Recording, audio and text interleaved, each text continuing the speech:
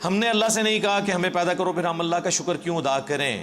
بالکل یہی سوال میں نے غامدی صاحب سے بھی کیا تھا, انہوں نے اس کا جواب دیا, اور پھر اس میں میں نے کچھ ویلیو ایڈیشن بھی کی تھی. میری یوٹیوب کے پر آپ ویڈیو دیکھ لیں, اللہ نے مجھے میری مرضی کے بغیر کیوں پیدا کیا. اس ٹائٹل سے بھی ہے اور اس ٹائٹل سے بھی ہے, غامدی صاحب سے اللہ کے متعلق ایک مشکل سوال. تو اس کا لاجیکل آنسر دیتے ہیں ہم. قرآن اس کا جو آنسر دیتا ہے وہ تو دو ٹوک ہے, لا یسأل عما یفعل وہم یسألون. اللہ کو کوئی پوچھ نہیں سکتا کہ اللہ نے یہ کام کیوں کیا, وہ ہر ایک کو پوچھ سکتے ہیں کیونکہ وہ کریٹر ہے. اللہ نے تو اس سوال کو بین کیا ہے. اس کا جواب یہی ہے کہ جو اللہ کی مرضی.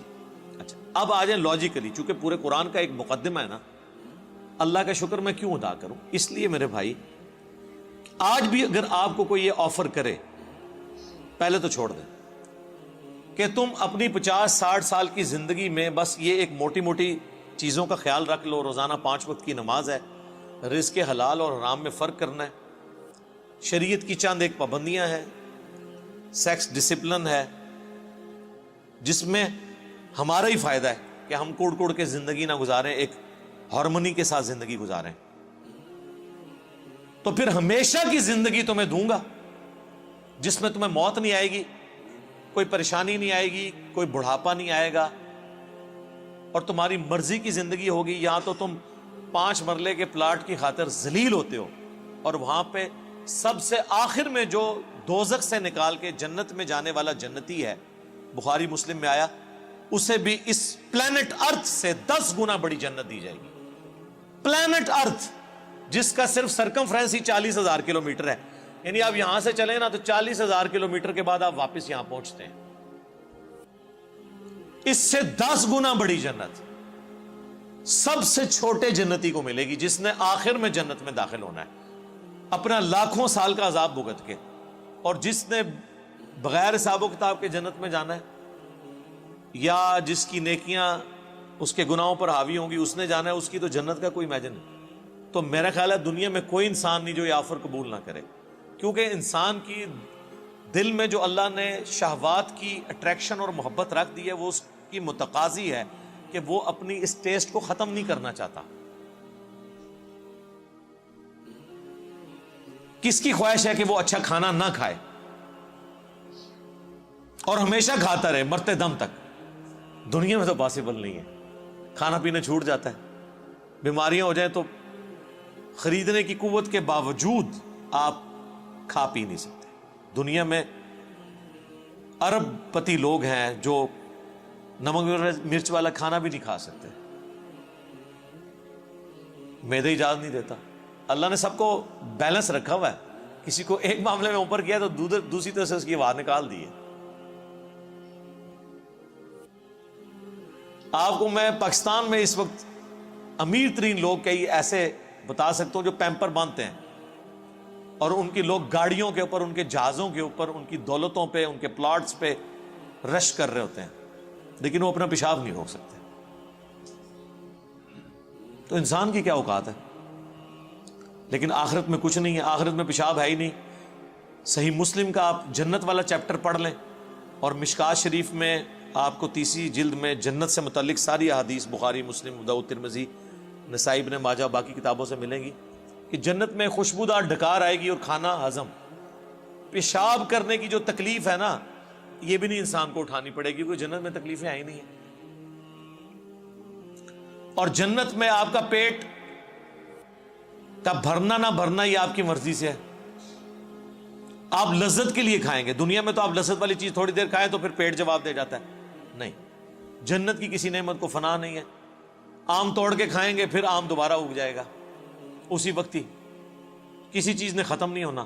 اتنی بڑی بڑی نے. اور سب سے بڑی بات, کن فیکون, جو اللہ کی کوالٹی ہے وہ کسی درجے میں اللہ تعالیٰ اپنی مخلوق کو اس حوالے سے دے دے گا کہ اس کی خواہشات کی تکمیل ہوگی جنت میں. جو خواہش کرے گا, جو سوچے گا اس کے سامنے آ جائے گا. یہ تو کوالٹی صرف اللہ کی ہے, لیکن انسان کو اللہ تعالیٰ یہ کوالٹی وہاں پہ دے دے گا.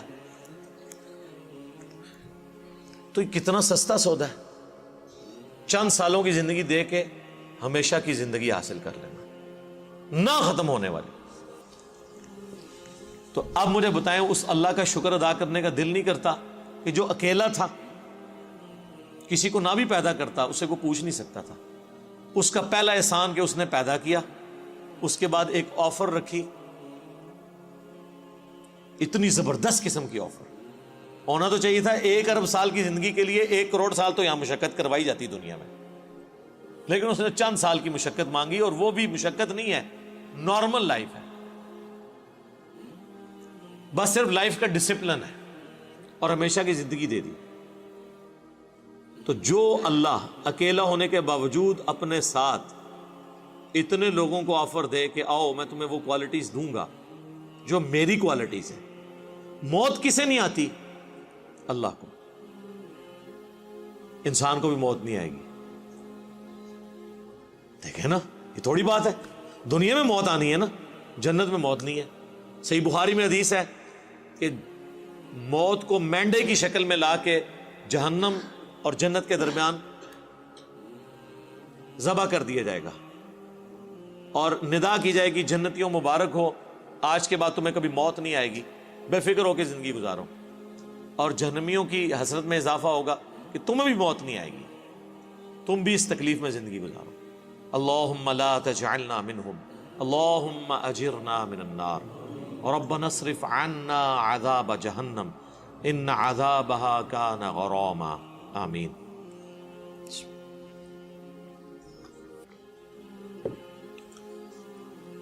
اللہ کی ذات کو جب آپ اس پہلو سے دیکھیں گے تو آپ کے اندر سے، آپ کے ایک ایک ریشے سے اس کے لیے شکر کے جذبات ابھریں گے۔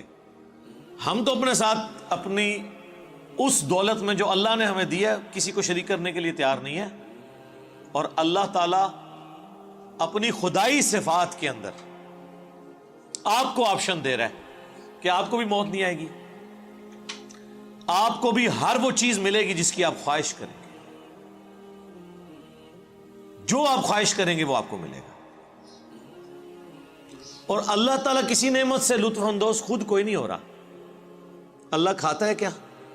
اللہ کی کوئی بیوی ہے؟ اللہ کے کوئی بچے ہیں؟ یہ وہ ساری چیزیں جو ہمارے لیے اٹریکشن کا باعث ہیں، اللہ کے لیے ان میں سے کوئی بھی چیز اٹریکشن کا باعث نہیں ہے سوائے ایک چیز کے، اور وہ چیز یہ ہے، حالانکہ اس معاملے میں بھی وہ غنی ہے، لیکن یہ اس کی خواہش ہے کہ بندے، انسان، مخلوقات، جن، فرشتے اس کا شکر کریں، اس کی عبادت کریں، ٹوٹل اوبیڈینس کریں۔ وما خلقت الجن والانس الا لیعبدون، ہم نے جن اور انسانوں کو فقط اس لیے پیدا کیا کہ وہ ہماری عبادت کریں، ہمیں مانے نہیں، صرف عبادت کریں، اور عبادت کہتے ہیں ٹوٹل اوبیڈینس۔ تو اس لیے شکر ادا کریں جی۔